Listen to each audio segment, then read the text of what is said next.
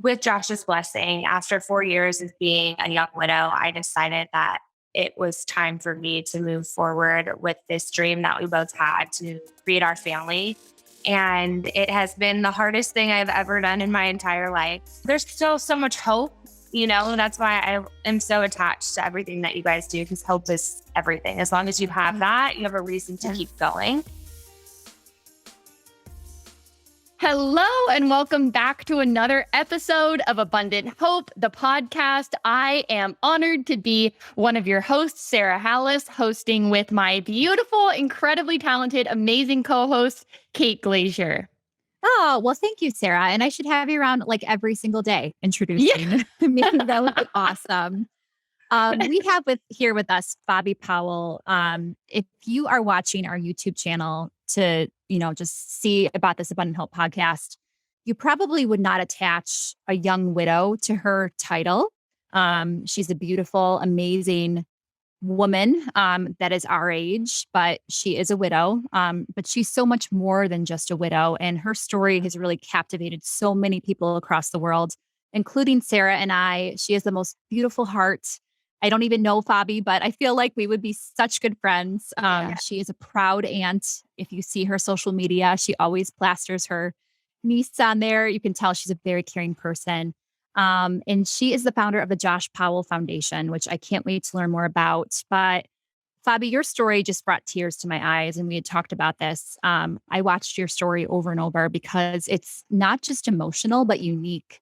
So can you tell us more about who Josh is? And we can dive into your story. But first and foremost, you had the most amazing husband. So let's honor him and talk about him and his legacy. Thank you for starting off that way. It's so appreciated. Josh was my husband, now my late husband. We met at a bar in Nashville while I was visiting from California. He was my best friend and the absolute love of my life, soulmate, if you believe in that. And he was diagnosed with a rare form of cancer called Synovial Sarcoma really early on in our relationship. So I ended up moving from California to Nashville pretty quickly after that. Just it was really hard to be there for him from such a distance.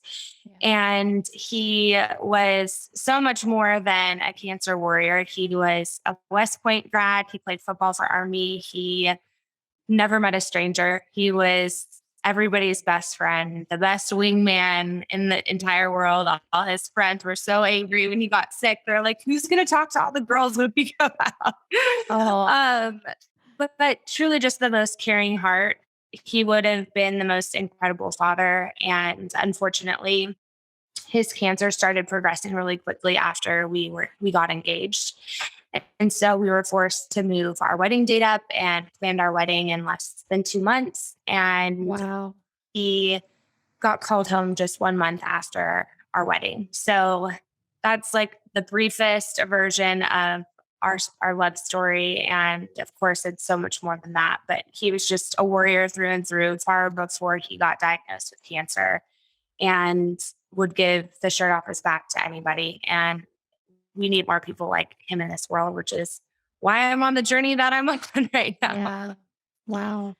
I mean, you can tell when you see your story just how in love you guys were and how like infectious his spirit was. Like I felt like I knew him just from watching his videos, and what an incredible person to call your husband, right? I mean, you still probably call him your soulmate. Absolutely. Absolutely. So true honor. How long ago did he pass? So he passed away in December of 2016. So it's been it'll be 6 years in December.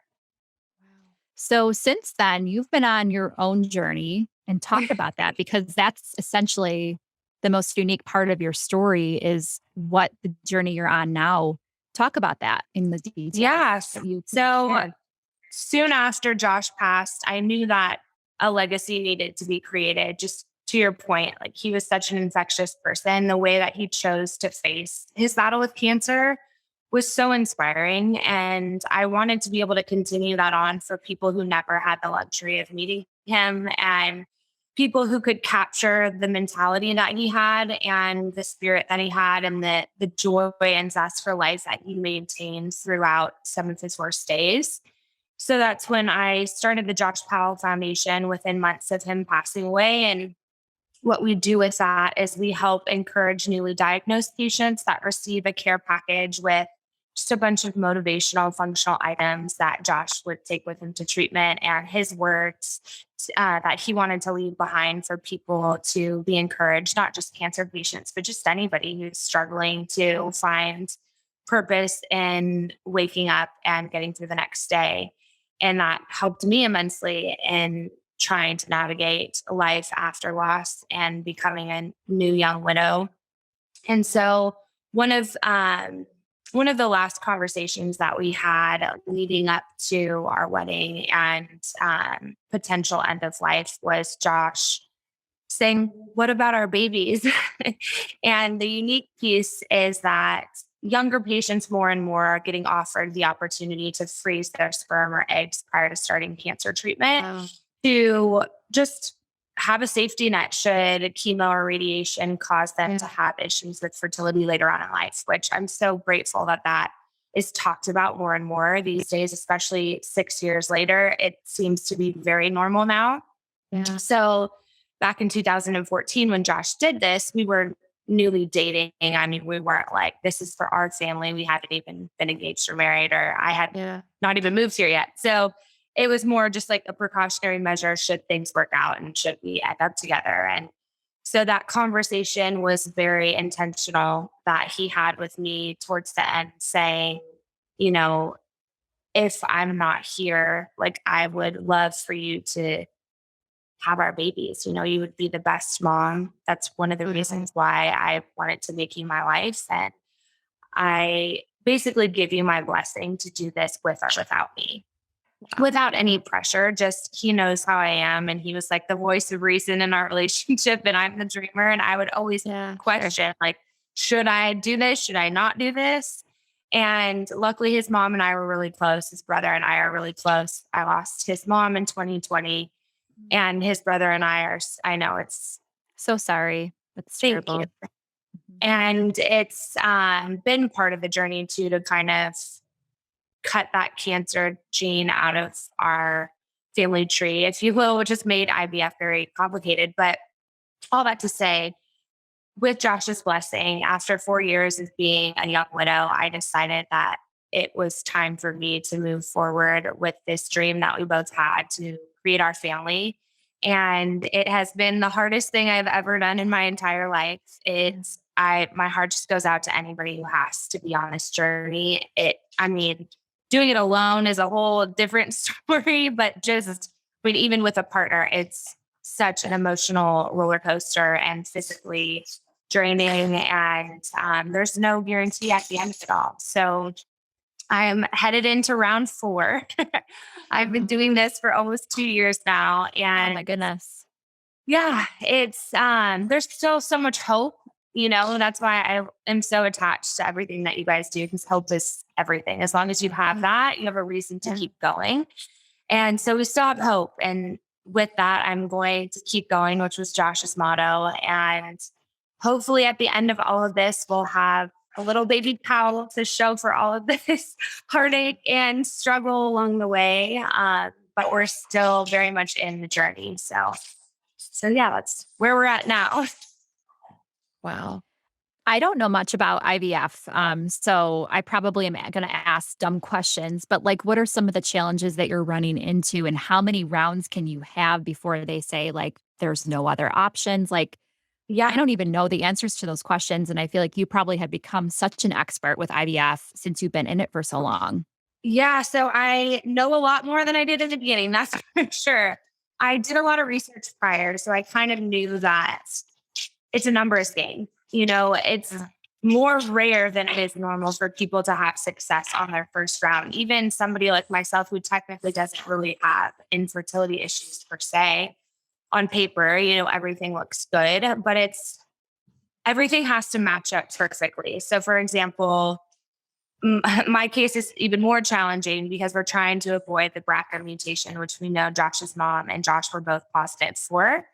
And having lost 2 of my most important people in my life to this excruciatingly painful death at the hands of cancer, I will do everything in my power to avoid my children having to go through that. So that just adds another complicated layer. So you start off with an egg retrieval where they remove your eggs and you hope that you have healthy, mature eggs to be removed. So that's a hurdle in and of itself. Some people don't even have that. So we started there, and then you introduce the sperm after that and fertilize the egg. And then you wait 5 days to see how many embryos actually make it to what they call the blastocyst stage, which is that final stage where you would either transfer right away, or in my case, we would biopsy, send that biopsy off for genetic testing, wait another 2 weeks. And in the meantime, those embryos will be frozen. And then hopefully at the end of all of it, you'll have a healthy embryo that you can then transfer. So after my first 2 rounds, we ended up with 2 BRCA negative embryos that were transferable. We transferred 2 of them at different times and they both failed. So without any answers as to why, you just kind of have to keep going. And then round 3, we got the most embryos that we've ever had, which was 7 embryos, which is amazing. I'm like, the odds are so in our favor. And the chromosomally normal embryos were BRCA positive, and the chromosomally abnormal embryos did not have the cancer mutation. So it was literally the worst outcome that you could think up. Really, I genuinely didn't think that we'd end up with 0 at that point. Yeah. And please forgive my 2 that you hear. That's okay. We have a wonderful producer. Shout out to Mike who helped. Yeah. With everything. Yeah. But those are just some examples of some of the hurdles that you go through. And it's so hard because your medications are tens of thousands of dollars. And the process is $20,000 plus. And so to get so close to the end and to fall short, it genuinely feels like you can never catch your breath. Yeah. I can't even imagine. Like, I'm sitting here like, gosh, I just really want this to happen for you. And I feel like we always lean into this like so much, but we're very faith-based. And I feel like God is testing you right now. And there's a lot of heaviness, but in the end, when you finally have that baby, it's going to be so worth it. And you've also inspired the world. So you're telling your story to then provide hope to others. So it's a very painful journey, but in that you're inspiring so many people. And Sarah, I know you know all about that because you've been through your own trials and tribulations, but now your life is so different because you've been able to just have this unique journey that no one else can understand, but that you can help people understand. I was going to say, just thank you for sharing your journey. And just I know it is the hardest thing in the world. And sometimes you're looking in the mirror, I had to be the one that you chose, God, to walk through the hardest journey. But you know what? He really does. He does not. The Bible says he does not give us more than we can handle with him. You know what I mean? And so I have friends that have gone through IVF. And they have their miracle babies, and the people that I've been able to connect. I hear somebody that has. I send them to my friend who's gone through it because nobody understands the pain and the struggle and the trial like somebody else who's been through it. And that is what I believe. It's so awful that these things, that this kind of pain exists in the world, but God knows that we need people who understand the pain to help other people get through it, because you've got good days and you've got bad days. And even though they're all still hard, we need each other through the ups and downs. So thank you so much for just sharing your journey and knowing that this is not a reflection of you or your, just thank you for being real with sharing, because you have no idea, like Kate said, how you're impacting so many people who are secretly going through this and feeling some sort of shame or, unworthiness because of everything that's happening. Just thank you for keeping your head high and being such a voice to everybody else walking through this also. No, thank you. I mean, thank you to you guys for providing a platform where we can share stories like this on a larger scale. Because to your point, and I'm sure you've felt this along your journey too, is if you can't find purpose within your pain, you stay in this really, really dark place and you constantly ask why is it happening? And even when you have that purpose, there's still days where you're like, why? Like, haven't I learned enough lessons? Like, with more pain? Like, how strong do you think I am? Right. But I will say one thing that has helped me tremendously, and I don't know if you do this, but I have a folder saved in my phone and I titled it My Village.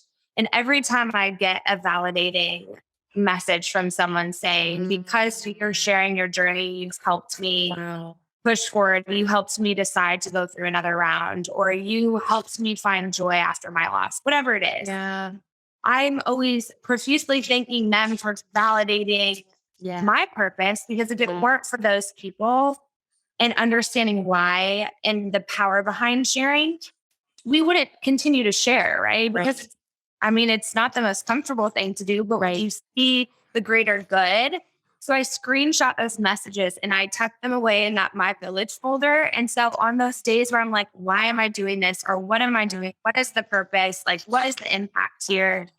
I go back to that folder and it's such a huge wake up call as to how beautiful this world can be in spite of the pain and the unfairness that we all face. And I think that's really the trick, is just digging deep and trying to figure out what could be the purpose behind me having to go through these different forms of adversity and continuously getting, kicked to the curb. You're like, why is this happening? But there is a much bigger picture that we don't always see right in front of us. Right. I love that. I love that tip, just to create like a folder and just remind yourself, like, there is purpose to what you're going through. So the other thing that, like, I think you've brought about is that the definition of a widow. I mean, a widow is, when I think of a widow, I think of someone who's older, who has lost their husband of 50 years.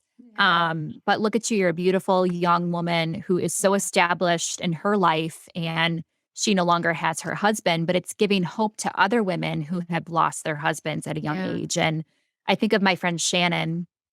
She's an amazing person. She's a little bit older than us, and she lost her husband to cancer, brain cancer, after only a year and a half. And now she's a 42-year-old widow who's trying to get through life. And I told her about your story, and she was like, oh my gosh, I cannot wait to reach out to her, because I just need women around me that really understand. Like, I can empathize or sympathize. I think sympathize with her, but I can't understand what she's going through because I have my husband at my side. So that's another component that I think is so special about your story. Thank you. Yeah, I really think that if you can feel less alone and you know that there's somebody who is further along in your journey that is not only surviving, but thriving, and that joy can so easily coexist with excruciating pain. I think my wake up call immediately. So my husband journaled all the time. That was the most beautiful gift that he could have ever left behind for me. It's like I had a piece of him that I never usually got to hear or see until he passed, because he always told me, like, don't read my journals. And I promised him I wouldn't. But of course, the first thing I did after he was gone, I'm like, this is all I have left. And he had like lists of motivational quotes in there, like goals and dreams, bucket list items. Like, it was just such a testament to how he survived this battle with cancer.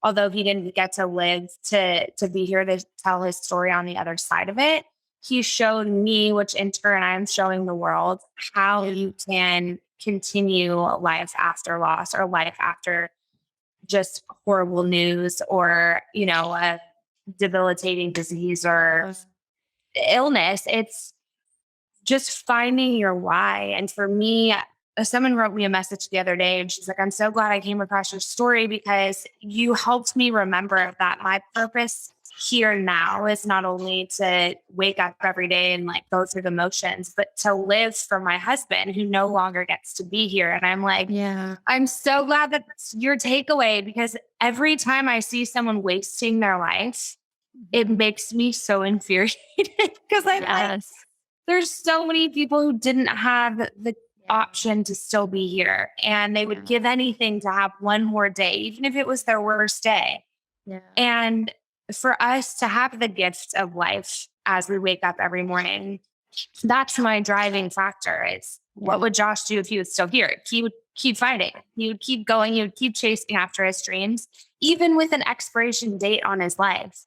He was still like in hospice asking me to find him these Jordan tennis shoes. And I'm like, babe, this is crazy.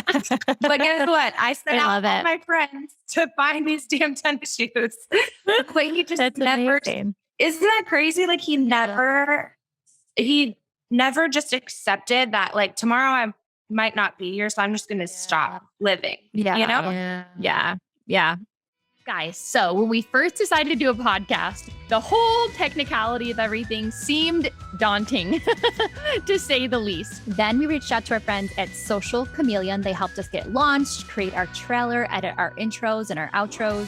All the details that goes into the behind the scenes to actually get the podcast out. You guys, they do it all for us, and it's been a breeze. And then get this, they write all of your show notes and even publish each episode for you.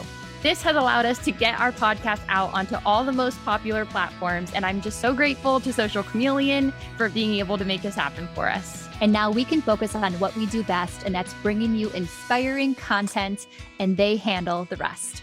With Social Chameleon, it's podcasting done for you. So go check them out at socialchameleon.us. Let them know that we sent you. And if you start a podcast using them, definitely let us know and we'll tune in and give you all the support and love. I have so many thoughts, but I feel like your story could literally be like a Nicholas Sparks book. Like I feel like I would watch a movie about this and it would be perfect because it really is like a fairy tale in a way, like very tragic, but you are just providing so much hope and so much light in a situation. So do you ever feel Josh with you during these treatments? Do you ever feel him? Do you ever have signs from heaven? I feel like that is such a real thing and I'd love to hear about it. Yeah. So all the signs from heaven, I have all these little weeks along the way that I always be sure to post about. Because again, I think that's such an important thing. In my experience, I feel like we all have a different connection with whether it be spiritual or whether it be with our guardian angels, per se, our loved ones who have crossed over. I know before Josh's mom passed, I was so jealous of her because she would always dream about Josh. Like he would always show up in her dreams. He would talk to her. And I never had that experience. Like I've dreamed about him maybe 3 times and they were never like great dreams, like me chasing after him in a cemetery, which I'm like, did we really have to do that one? But for me, my connection has always been, he sends me people and signs, to your point. So it's always so vivid to me when someone walks into my life. I know immediately if it was sent by my husband or not. Just the continuous open doors throughout this journey. Like if you've been following it from day one, which a lot of my poor village has been, they're like, what is this girl going to catch a break? But what I always pray for is I pray and I say, God, if you continue to open these doors, no matter how hard this journey is, I will continue to walk through them. And between him and Josh sending me people and continuously opening these doors that you would think would be absolutely impossible, those are huge signs in my life. I remember reading about IVF right before I was starting my first round. And I was like, is this something I should even be doing? Like, grief is hard in and of itself. Yeah. And then all these failures that I keep reading about, like people who've gone through this 6 times and still haven't had success. I'm like, financially, number one, that's like going to be impossible for me. But number 2, like emotionally, can I tolerate that? Is this feasible? And so again, I prayed and I asked for a specific sign. And this was, I think, the first time that I've ever done that in my life. And eagles have always reminded me of Josh before military and, you know, being patriotic, but also just after. When I see an eagle, I always think of him. So I said, please God, if this is really the next chapter in my story, send me an eagle. You never see like real eagles around here. At least I don't. Apparently there's one at Radnor Lake right now. She's kind of wild, but Sarah will know where that is. But but I was driving home from Johnson City with my sister and her husband. She was pregnant with their first baby, my niece. And there was semis like just side by side. And I was getting so ticked off because they were like in the fast lane. They wouldn't let you pass. They wouldn't let me pass them. And then sure enough, the semi that was right in front of me moved out of the way. And right in front of me was this Eagle transportation truck that not only said Eagle in like big block letters, but there was like a picture of a giant eagle on the truck. And I'm like, Oh my gosh, that's amazing. That brings like tears to my eyes. Like seriously, right? that's amazing. I'm like, I see you loud and clear. And now we have this entire village like DMing me eagles every time they see one. And I'm like, you guys, if it weren't for you, none of this would be possible. So there's a million, but that's probably the biggest standout right now, especially along this IVF journey, is the eagles along the way and just the people who have made this journey possible from a financial perspective. The clinic that I switched to is actually one of the only Christian-based fertility clinics in Jacksonville, Florida, Brown Fertility. And that's his daughter found me on Instagram and it was like, my dad wants to help you. Amazing. Yeah. Wow. So, and that's because you shared your story. That's because, yes, you were open enough to share your story. It's all, we're all connected. And all of this, once you get on the other side of it, it's so clearly pictured as to why these different things happened along the way. So we're in the thick of it, but I see the faith over fear every time. You just have to continue to lean into that. So good. We tell so many like hard stories. So this one definitely is along those hard stories. And we have a lot of people that listen to us that they're walking their own, journey of struggle and things like that. So for those who have lost someone so important to them, how do you pull yourself out of that? I know you talked about purpose, but is there anything you can recommend to those who are just feeling like they can't get out of bed because they're so just things are not going well for them? So what do you recommend they do or try, or the attitude that they take? Yeah. So there's so many different things. And I'm unfortunately friends with a lot of young widows now, being in this club that nobody wants to be a part of. And what I've learned is that it's not a one size fit all, and in the beginning, it's a lot of grace that you have to give yourself because you're just trying to figure out how to survive. Yeah. And if you don't give yourself grace, it's very easy to fall into this dark hole and feel like I'm never going to get out of this place and I am going to be stuck here forever. And I don't think that I am ever going to feel joy or happiness ever again. And I think it's just understanding that the pain changes over time. For me, grief counseling was a huge factor in the very beginning. If you can find a person, and for me, having an unbiased person was the most important, and especially I was 29 when Josh died. So there really wasn't anybody in my inner circle for sure that had been through anything remotely close, and definitely nobody that I had at arm's reach to be able to connect with and kind of be my example of how to get through this. So grief counseling really helped me. And it was really more the validation than anything else. Like, the reason why your grief is unique is because X. The reason why this is going to be extra hard for you is because Y. And these are tools that will help you get through the next day. And my driving force from day one was really always Josh. And, with some of the stories that I've shared, being young and realizing that I was 2 years older than him. So Josh died at 27. Oh, wow. And I mean, think of the amount of life that he didn't get to live.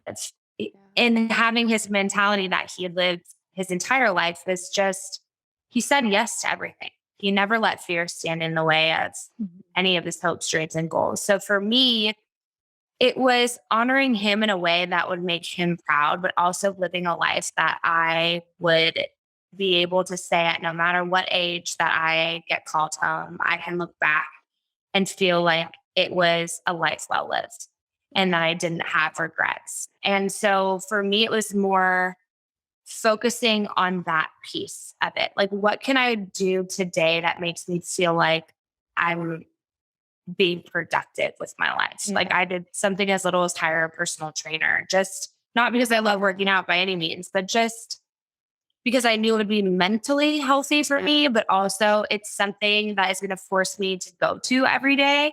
It wasn't every day, but a few times a week Sure. and would also be healthy for my body. Another thing that I think has been helpful for other people that I do is on really hard holidays, I plan things that I can do to honor Josh. Like for his birthday, his favorite place in the world is Montana. So I try and spend time in Montana. And if I can't do that, then I'll go to his grave, or I'll go to like our favorite restaurant where we had our first date, like on the anniversary of our first date, or hang out where we got married on our wedding day. It doesn't have to be those specific things, but I think having a plan and a way you like know what you're going to do that day helps it be more bearable. Yeah. So those are just a few things, but I mean, it changes every year, Yeah. it's constantly evolving, but I think grace and having somebody to go to in the beginning that you can trust with your grief, and just knowing that the people in your life that aren't showing up for you in the way that you expect them to or want them to, it's not because they don't love you. It's because they just simply can't understand what you're going through. Yeah. Mm-hmm. That's good. Absolutely. And I won't even say if, I'll say when you get your baby finally. Yes. Because there is no if. Right. It's all about when you get your baby. Exactly. Do you have any, like, are you going to incorporate his name into, have you thought about anything like that? Or if you want a boy or a girl or anything like that? Yeah. So the two embryos that we transferred previously, it was funny with our first and second egg retrievals, we only got girls. So I had thought for sure we're going to have a boy, like had some boy names thought up, and then they were all girls. And I'm like, wait a second, that switched the script a little bit. So his name will be incorporated in some way. I think a lot of people have asked, like, would you name your son Josh? I think that's a lot to live up to. I think that might be a lot of pressure. So maybe a middle name, or maybe like the same initials, or something like that. Like he'll be incorporated for sure in some way, but to be determined on how, if it's a girl or a boy. So we'll That's see. amazing. I can't wait to follow your journey. I feel like Sarah, like you feel the same way. It's just awesome. We're all rooting for you and cheering you on. I feel like you have fans all over the world, to be honest. It's the most wild journey that I'm on. I'm telling you, I'm like, someone from Africa is messaging me. I'm like, you guys, what? This is nuts. Like, I'll never get over it. And I will never stop waking up with the most grateful heart, knowing that even though I'm going through these steps alone physically, I have the most extraordinary village. And to your point, like we talked about, all that is due to finding the courage to share and to let people show up for you. And by doing that, you connect, you open yourself up to connecting with the right people, the people who either need you or you need them. And if we suffer in silence, we never have the opportunity to do that. So I think, very true. Very true. And social media can be used for such positive things. Yes, they can. It can be used for such negative things too. But Hope Rises is a great example. Your story, Sarah's story. It's all hard to talk about sometimes, but it can be used for such good, which is awesome. Yeah. And I appreciate you putting an emphasis on honoring your feelings and your own process at the same time. I think sometimes when you show up in this space, a lot of times it's like, I'm going to show you how to do this, or like, I'm going to coach you on getting through it. And sometimes, it's just like, this is really what I'm walking through, and ignoring the voice of the enemy telling you that it needs to look different, or you should be doing better or feeling different. And instead just saying, this is how I'm walking through this. How you walk through it might be different, but you have to honor your feelings, want healing, and just go through that journey, whatever it looks like, as vulnerably and just as real and authentic to yourself as possible. So I really appreciate that you're giving other people permission to do the same thing. Thank you. I couldn't agree more. I mean, as you know, in your personal experience, in your journey, I mean, you have found your way to the other side. You have been able to find the light and find joy in life after excruciatingly painful circumstances, right? But your journey there, to your point, is going to be different than your best friend even. But it's just knowing that there's hope in you getting from point A to point B. How you do it, you're going to have to trial and error your way through that. But again, at the end of the day, it's just hope. Like if we can do it, so can you. You may not follow the same path, but there is a path out there that will get you over here. You just have to keep pushing. Yeah. So good. How can people support you, and those listening, how can they can donate to? Do you have a GoFundMe up there if they want to contribute towards helping you with this journey? Yes. Thank you so much for asking that. So back to the Eagles. I had somebody on TikTok share this really awesome idea with me, and they were fundraising for something. I don't know the specifics of it, but they had purchased a puzzle, and they had everybody who donated basically purchase a puzzle piece. And each person who purchased a piece got their name written on the back of it. And then once all the pieces were sold, they put the puzzle together, framed it, and now have it wherever it is. So for me, this is brilliant. This could be Baby P's puzzle. So I found this really cool eagle puzzle, and almost all the pieces are sold because I started it from the very first GoFundMe that we did with round one. So I think we have 60 pieces left. And every day I'm like ferociously writing everyone's name on the puzzle pieces so I can put it together. So there's a GoFundMe in the link of my Instagram, which is Fabi Powell. And then same thing with my TikTok. Fabi Powell as well. If you just want to follow the journey and be there to support emotionally and send prayers and good thoughts and cheer me on, that's just as appreciated. But yeah, those links are in the bio of my social media pages. And then once all of them are sold, we'll put the puzzle together. I'll frame it. And then on the back, you'll see everyone's name who contributed. And then one day when it's old enough, they can see the village that it took to get them here, that it wasn't just their mom who was battling through these crazy times, but that there were people from all over the world who came together to make this dream possible. So yeah, I thought it was such a great idea. Such a good idea. Incorporate everybody in this journey because everyone feels so a part of it already. I'm like, this just solidifies it all. Yeah. I feel like when it's going to happen, there's going to be like a baby shower that's going to be international. So like a global baby shower of people supporting you, which is awesome. So I can't wait to buy a gift when you get pregnant. It's going to happen.